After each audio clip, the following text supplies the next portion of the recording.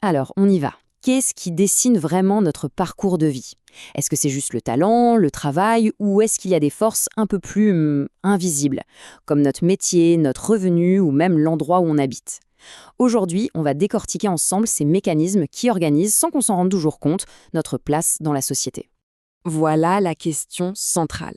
Parce qu'au-delà de nos choix personnels, il y a des dynamiques collectives, des schémas très puissants qui sont à l'œuvre. On va explorer ensemble ces facteurs qui nous influencent, souvent sans qu'on le sache, pour mieux comprendre le grand jeu social dans lequel on évolue tous. Bon, pour bien comprendre de quoi on parle, il faut d'abord maîtriser deux concepts essentiels que les sociologues utilisent tout le temps, la structuration et la hiérarchisation. On va commencer par voir ce que ça veut dire, tout simplement. La structuration, en fait, c'est un peu comme l'architecture de la société. Ça nous montre qu'elle est faite de groupes sociaux bien distincts. Pensez-y, les gens se rapprochent souvent par affinité et ça crée des sortes de mondes différents, chacun avec ses propres codes, ses propres goûts, ses propres manières de faire. Ok, donc, si la structuration dessine les différents groupes, la hiérarchisation, elle, vient les classer. C'est l'idée qu'il y a une sorte d'échelle sociale. Mais la vraie question, c'est quels sont les barreaux de cette échelle? Sur quoi on se base pour établir ce classement? Eh bien, ce classement, il ne sort pas de nulle part.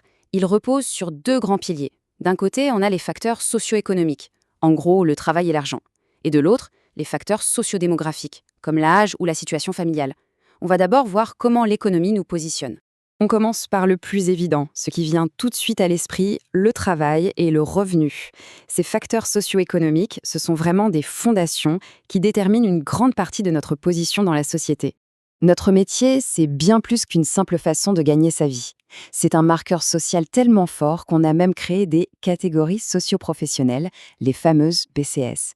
Elles regroupent des personnes qui ont des métiers et des statuts proches et qui, du coup, partagent souvent les mêmes modes de vie. Et ça peut même jouer sur ce qu'on appelle la reproduction sociale, c'est-à-dire cette tendance à rester dans le même milieu que celui de ses parents. Forcément, l'impact sur le revenu est direct, et il est massif. Regardez cet écart. En moyenne, un cadre gagne le double d'un ouvrier ou d'un employé. Le double. Ces chiffres ne sortent pas d'un chapeau, ils dessinent une pyramide économique très très nette. On passe maintenant à un autre pilier économique, le diplôme. Ce n'est vraiment pas qu'un bout de papier. Dans notre société, il fonctionne comme un véritable bouclier. Il ouvre des portes et surtout, il protège contre l'insécurité économique. Et là, le chiffre est sans appel. Le risque de tomber dans la pauvreté est multiplié par 2,4 pour une personne sans diplôme par rapport à une personne qui a fait des études supérieures.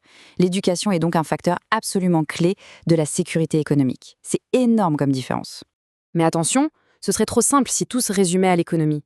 D'autres facteurs, plus liés à notre situation personnelle, viennent s'ajouter et se croiser avec le métier et le diplôme. Ça rend la carte sociale beaucoup plus complexe. Voyons voir comment la démographie joue son rôle. La structure de la famille, par exemple, c'est un facteur déterminant. Regardez, les familles monoparentales sont clairement surreprésentées parmi les ménages les plus modestes.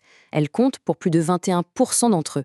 Le fait de reposer sur un seul revenu, ça augmente de manière considérable le risque de précarité. L'âge aussi, ou plutôt la place qu'on occupe dans son cycle de vie, est un marqueur très fort. Les jeunes, par exemple, sont souvent en première ligne face au chômage. Un taux de chômage de 21,5% pour les 15-24 ans, ça veut dire que plus d'un jeune sur 5 galère à trouver du travail. C'est un vrai témoignage des difficultés d'insertion professionnelle. Et puis, il y a le sexe. Ça reste, encore aujourd'hui, un puissant facteur d'inégalité. Malgré tous les progrès, l'échelle professionnelle n'est pas tout à fait la même pour tout le monde. L'accès aux postes à haute responsabilité reste très déséquilibré. Cet écart dans la proportion de cadres entre hommes et femmes en est une preuve flagrante. D'ailleurs, ce phénomène a un nom qu'on connaît bien, le plafond de verre. C'est cette fameuse barrière invisible qui semble empêcher les femmes, même avec des compétences et des diplômes équivalents, d'atteindre les plus hauts échelons de la hiérarchie. Et enfin, il ne faut surtout pas oublier la géographie.